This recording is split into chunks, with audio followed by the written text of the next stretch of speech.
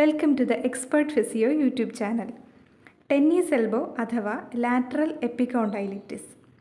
പേര് സൂചിപ്പിക്കുന്നത് പോലെ തന്നെ ടെന്നീസ്, സ്ക്വാഷ്, ബാഡ്മിൻ്റൺ തുടങ്ങി സ്പോർട്സ് ആക്ടിവിറ്റീസ് ചെയ്യുന്ന കായിക താരങ്ങളിൽ കൂടുതലായി കണ്ടുവരുന്നൊരു രോഗാവസ്ഥയാണിത്.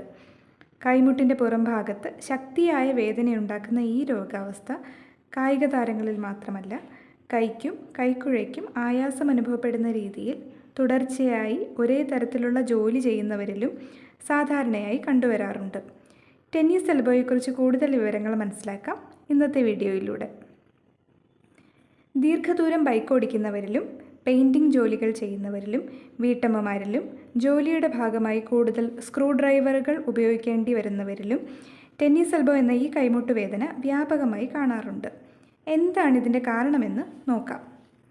നമ്മുടെ കൈപ്പത്തിയുടെ എക്സ്റ്റൻഷന് സഹായിക്കുന്ന എക്സ്റ്റൻസർ ഗ്രൂപ്പിൽ പെടുന്ന മസിൽസിൻ്റെ, പ്രത്യേകിച്ച് എക്സ്റ്റൻസർ കാർപ്പി റേഡിയാലിസ് ബ്രിവിസ് മസിലിൻ്റെ തുടർച്ചയായതോ തെറ്റായതോ അമിതമായതോ ആയ ഉപയോഗം കാരണമാണ് മസിൽ ടെൻഡൻ്റെ, അതായത് കൈമുട്ടിൻ്റെ പുറംവശത്ത് ലാറ്ററൽ എപ്പിക്കോണ്ടൈൽ റീജിയണിൽ വേദന അനുഭവപ്പെടുന്നത്.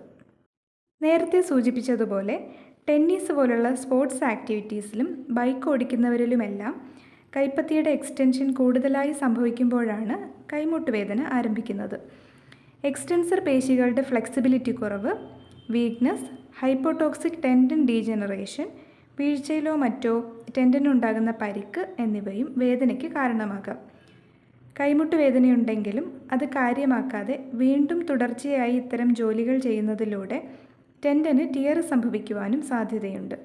അതും വേദനയെ വർദ്ധിപ്പിക്കുന്നു. സ്പോർട്സ് താരങ്ങളുടെ improper training, improper technique, improper equipment എന്നിവയും വേദനയ്ക്ക് കാരണമാകുന്നു. കൈമുട്ടിൻ്റെ പുറംവശത്തെ വേദന തന്നെയാണ് പ്രധാന ലക്ഷണം. നേരിയ വേദനയായി തുടങ്ങുന്ന പ്രശ്നം ദിവസങ്ങൾ കഴിയുന്തോറും ക്രമേണ വർദ്ധിച്ചു വരാൻ തുടങ്ങും. ദൈനംദിന ജോലികളിൽ ഏർപ്പെടുമ്പോൾ വേദന വളരെയധികം ബുദ്ധിമുട്ടുണ്ടാക്കും.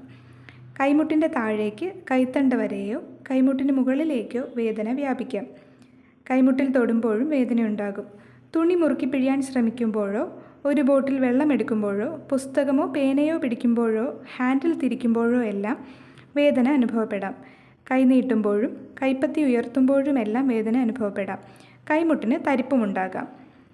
കൈമുട്ട് വേദനയുടെ ചികിത്സ തുടങ്ങുന്നതിന് മുൻപ് അത് ടെന്നീസ് എൽബോ തന്നെയാണോ എന്ന് പരിശോധിച്ച് ഉറപ്പിക്കേണ്ടതുണ്ട്. Golfer's elbow, bursitis, cervical radiculopathy, fibromyalgia, radial nerve entrapment തുടങ്ങി മറ്റു പല കാരണങ്ങളാലും കൈമുട്ട് വേദന അനുഭവപ്പെടാം.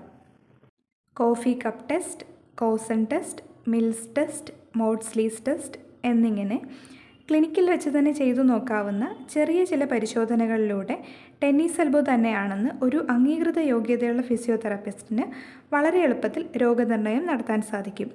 ടെന്നീസ് എൽബോ ചികിത്സയിൽ വേദന കുറയ്ക്കുന്നതിനായി ഫിസിയോതെറാപ്പിയിൽ ഇലക്ട്രോ തെറാപ്പി വിഭാഗത്തിൽപ്പെടുന്ന ultrasound, TENS, shock wave therapy, laser therapy എന്നിവ ഫലപ്രദമായി ഉപയോഗിക്കാവുന്നതാണ്. ഇതോടൊപ്പം തന്നെ എക്സ്റ്റൻസർ പേശികളുടെ സ്ട്രെങ്തനിങ്, സ്ട്രെച്ചിങ് വ്യായാമങ്ങളും ചെയ്യുന്നതിലൂടെ കൈമുട്ടിനെ ബലപ്പെടുത്താനും പേശിയുടെ വഴക്കം വീണ്ടെടുക്കുവാനും സാധിക്കും. ഫിസിയോതെറാപ്പി ചികിത്സയായ കൈനസോ ടേപ്പിങ്ങും വേദന ലഘൂകരിക്കും. വേദന കുറയ്ക്കുന്നതിനായി വീട്ടിൽ ചെയ്യാവുന്നത് എന്തൊക്കെയാണെന്ന് നോക്കാം. വേദനയുള്ള കൈക്ക് വിശ്രമം നൽകുക എന്നതാണ് ഏറ്റവും പ്രധാനപ്പെട്ട കാര്യം. വേദന കാര്യമാക്കാതെ വീണ്ടും ജോലികൾ ചെയ്താൽ ടെൻഡന് പൊട്ടലുണ്ടാകാൻ സാധ്യതയുണ്ട്. Ice application.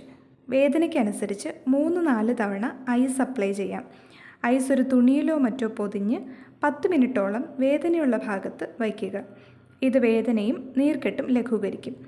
Tennis elbow braces വിപണിയിൽ ലഭ്യമാണ്. ബ്രേസസ് ഉപയോഗിക്കുന്നതും താൽക്കാലികമായി ആശ്വാസം നൽകും.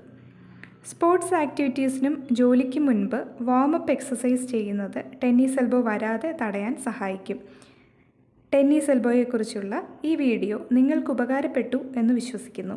മറ്റൊരു വീഡിയോയിലൂടെ വീണ്ടും കാണാം. നന്ദി.